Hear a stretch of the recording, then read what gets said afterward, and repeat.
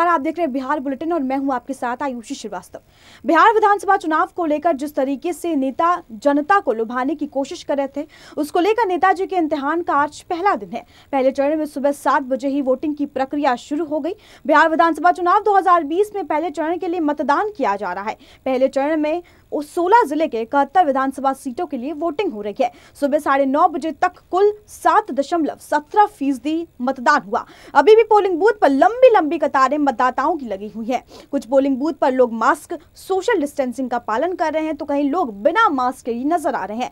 बता दें, पहले चरण में इसमें 2.14 करोड़ से ज्यादा मतदाता 1066 प्रत्याशियों के भाग्य का फैसला करेंगे। वहीं पीएम मोदी ने भी ट्वीट कर लोगों से वोट करने की अपील की है। पीएम मोदी ने कहा है कि पहले मतदान फिर जलपान। इसके साथ ही पीएम मोदी और राहुल गांधी जनता को लुभाने के लिए आज रैलियां भी कर रहे हैं। बता दें, पीएम मोदी की रैली आज पटना, मुजफ्फरपुर और दरभंगा में है। वहीं राहुल गांधी पश्चिमी चंपारण के वाल्मीकि नगर और समस्तीपुर में चुनाव प्रचार के लिए उतरेंगे। तो चुनाव प्रक्रिया शुरू हो चुकी है और ऐसे में 71 सीटों के लिए मतदान लगातार जारी है और जिस तरीके से मतदाताओं का उत्साह आज लाइन में जो लोग खड़े हैं देखने को मिल रहा है। आगे बढ़ते अपनी अगली खबर की तरफ। कोरोना काल में बिहार चुनाव के पहले चरण में आज 71 सीटों पर मतदान हो रहा है। राजद और महागठबंधन के बीच ऐसे में कांटे की टक्कर है। इसी बीच राहुल गांधी के एक ट्वीट ने विवाद खड़ा कर दिया है। दरअसल राहुल गांधी ने ट्वीट कर महागठबंधन को मतदान करने के लिए कहा था। इस ट्वीट को लेकर अब भाजपा हमलावर है। बीजेपी ने कहा है कि वो इस ट्वीट को लेकर चुनाव आयोग जाएगी। पार्टी का कहना है कि मतदान के दिन अपने पक्ष में वोट करने की अपील करना आचार संहिता का उल्लंघन है। दरअसल राहुल ने ट्वीट किया कि इस बार न्याय, रोजगार, किसान, मजदूर के लिए आपका वोट ही सिर्फ महागठबंधन के लिए है। बिहार के पहले चरण के मतदान की आप सभी को शुभकामनाएं, जिसको लेकर अब बीजेपी नेता हमलावर हो गए हैं और चुनाव आयोग से इसकी कार्यवाही की मांग कर रहे हैं। तो अब चुनावों का दौर है और ऐसे में वार पलटवार का दौर भी लगातार जारी है। आगे बढ़ते हैं। बिहार विधानसभा चुनाव 2020 के पहले चरण में 16 जिलों के 71 सीटों पर सख्त सुरक्षा में जारी वोटिंग के बीच 2 अलग-अलग जगहों पे 2 लोगों की मौत भी सामने आई। पहली मौत सासाराम के काराकाट विधानसभा के उदयपुर गांव में मतदान करने आए एक अधेड़ी के मौत मतदान केंद्र पर ही हो गई। वहीं दूसरी मौत नवादा के एक मतदान केंद्र पर बीजेपी के एक पोलिंग एजेंडे पे एक शख्स की हार्ट अटैक से मौत हो गई। वहीं कई जगहों पर बड़ी संख्या में ईवीएम खराब भी मिल रहे हैं। इसकी वजह से वोटर भी काफी नाराज है और नाराजगी जाहिर कर रहे हैं। उधर कड़ी सुरक्षा के बीच हो रहे मतदान के बीच औरंगाबाद जिले के डिबरा इलाके से सुरक्षा बलों ने 2 IED बरामद भी किए हैं।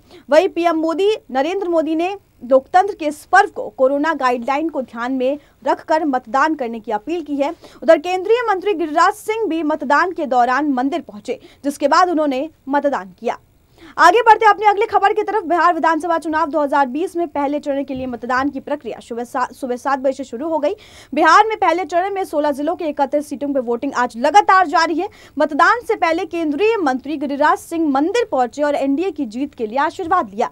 हालांकि गिरिराज सिंह जब बढ़ैया के मतदान केंद्र में 33 तो वहां पर पहुंचे, वहां पर ईवीएम में किस तरह की गड़बड़ी देखी वो आप तस्वीर में देख सकते हैं, जिसके बाद गिरिराज सिंह ने वोट दिया। बिहार विधानसभा चुनाव के पहले चरण के लिए मतदान जारी है। इसी क्रम में केंद्रीय गृह राज्य मंत्री सिंह लखीसराय के बढ़ैया मतदान केंद्र संख्या 33 पर वोट डालने पहुंचे थे, लेकिन वोटिंग के पहले ही ईवीएम खराब होने की वजह से उन्हें लगभग आधे घंटे तक इंतजार करना पड़ा। बाद में ईवीएम के ठीक होने पर उन्होंने मतदान किया। बता दें, लखीसराय के मतदान केंद्र संख्या 180 और 181 पर भी ईवीएम में गड़बड़ी पाई गई। बता दें कि प्रथम चरण के चुनाव के लिए लखीसराय जिले के दोनों विधानसभा क्षेत्र में सुबह 7 बजे से मतदान शुरू हो गया। मतदान का समय 7 बजे से शाम 6 बजे तक निर्धारित किया गया है। मालूम हो कि लखीसराय के सरजुगाड़ा विधानसभा क्षेत्र में कुल 3,66,808 मतदाता है, जबकि लखीसराय विधानसभा क्षेत्र में 3,66,177 मतदाता है। मतलब सहित कुल 7,02,985 मतदाता हैं।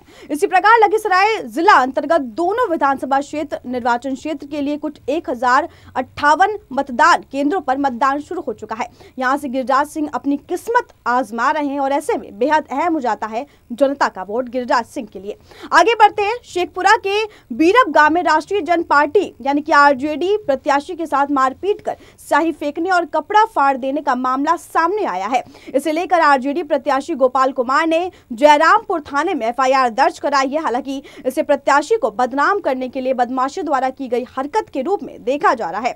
गोपाल कुमार ने बताया कि वो अपने बीरबगांव नगर के कार्यालय से अपने गांव तेउस जा रहे थे। इसी बीच गांव से पहले उखदी गांव के पास कुछ नकाबपोश युवक ने उनकी गाड़ी रुकवाई और उनके साथ मारपीट करने लगे। इस दौरान उनके कपड़े फाड़ दिए गए, स्याही फेंक दी गई। इसके बाद सभी भागकर जयरामपुर थाना में अज्ञात लोगों के खिलाफ FIR भी दर्ज कराई गई है। इस मामले में थाना अध्यक्ष ने बताया है कि पुलिस मामले की लगातार छानबीन कर रही है। कुछ लोगों ने बताया कि प्रत्याशी के वोट बिगाड़ने और छवि खराब करने की नीयत से बदमाश द्वारा इस तरह की घटनाओं को अंजाम दिया गया। ये किसी अन्य प्रत्याशी द्वारा कराई गई घटना लग रही है। वही चुनाव से पहले इस घटना की तरह को अंजाम देने के लिए इसे हताशा में उठाया गया कदम भी माना जा रहा है। बिहार विधानसभा चुनाव की पहली परीक्षा हो रही है। आज पहले चरण में 71 सीटों पर मतदान जारी है और इससे इतर राजनीतिक दलों में वार पलटवार भी जारी है। लोक जनशक्ति के पार्टी के नेता चिराग पासवान ने मुख्यमंत्री नीतीश कुमार पर निशाना साधा और अब जेडीयू की ओर से पलटवार किया गया है। जी हां, जेडीयू नेता संजय झा ने कहा है कि चिराग के बयानों से तय होगा कि वो तेजस्वी यादव की बी टीम में है, यानी कि अब हमें कुछ कहने की जरूरत नहीं है। तेजस्वी यादव को मदद करने के लिए ये सब खेल जो है वो रचा जा रहा है। चिराग पासवान पहले ही रियल लाइफ में फेल हो चुके हैं और अब रियल लाइफ में भी ऐसा ही हो रहा है।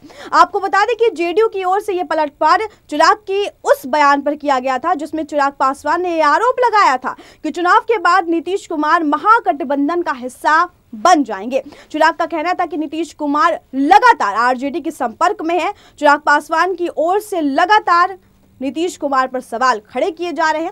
वहीं लोजपा नेता ने कहा कि हमारी पार्टी इस बार जेडीयू से अधिक सीटों पर लड़ेगी और अधिक सीटों पर ही जीतेगी। गौरतलब है कि इससे पहले भी जेडीयू की ओर से चिराग पासवान पर निशाना साधा गया था और उन्हें जम्मू का कहा गया था।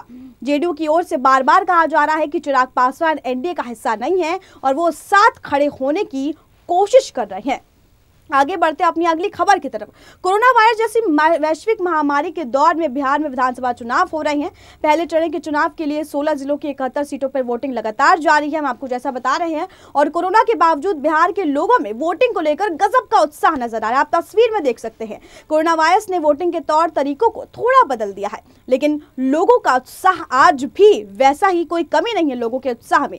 सोशल डिस्टेंसिंग का पालन करते हुए लोग अपनी बारी का इंतजार करते हुए नजर आ रहे हैं। संक्रमण फैलने की आशंका के बावजूद लोग वोट डालने के लिए घरों से अब बाहर निकल रहे हैं। तो उसकी एकमात्र वजह यही है कि चुनाव आयोग की खास तैयारी। कोरोना के इस दौर में लोगों और चुनाव कर्मियों को संक्रमण से बचाने के लिए चुनाव आयोग ने विशेष तैयारी की है। आप देख सकते हैं तस्वीर में किस तरीके से सोशल डिस्टेंसिंग का पालन किया जा रहा है। पोलिंग बूथ पर भी उसी प्रकार से मास्क पहनाया जा रहा है। इतना ही नहीं, वोट डालने से पहले चुनाव कर्मी द्वारा हर व्यक्ति के शरीर का तापमान नापा जा रहा है और हाथों को सैनिटाइज करवाया जा रहा है।